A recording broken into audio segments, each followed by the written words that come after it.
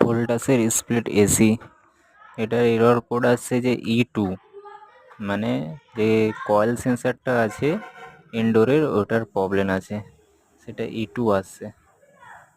দেখুন আপনাদেরকে দেখাবো লাইভ একদম। দেখুন এই যে সেন্সারটা দেওয়া আছে, এটা হচ্ছে পুরনো সেন্সারটা, এই পুরনো সেন্সারটা দেওয়া আছে এখানে, তাই জন্য E2 এসছে। কয়েলটার অবস্থা দেখুন।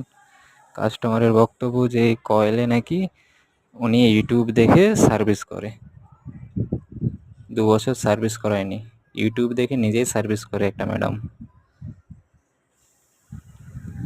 দেখুন এখন মেশিনটা অফ করি, আমার যে নতুন একটা সেন্সার আছে ওই সেন্সারটা লাগিয়ে চেক করব যাতে এই প্রবলেমটা আসছে নাকি দেখবো। আর কয়েল সেন্সারটা খুললাম, রাখলাম এখানে। এরপরে একটা কয়েল সেন্সার লাগানো আছে অলরেডি ওখানে আমার, এটা হচ্ছে নতুন সেন্সার আছে, ঠিক আছে। এতে আমি কানেক্ট করে তারপর কানেকশান দিয়ে আপনাদেরকে চেক করে দেখাচ্ছি যে E2 সিগন্যালটা আর আসবে নাকি।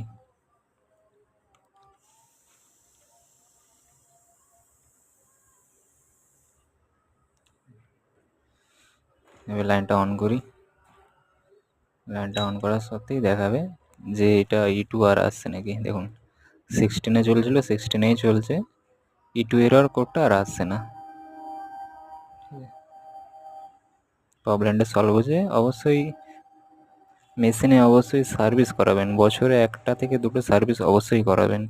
ইউটিউব দেখে সব জিনিস হয় না, তাহলে আর মিস্ত্রি টেকনিশিয়ান থাকতো না, সবাই নিজেরাই করে নিত।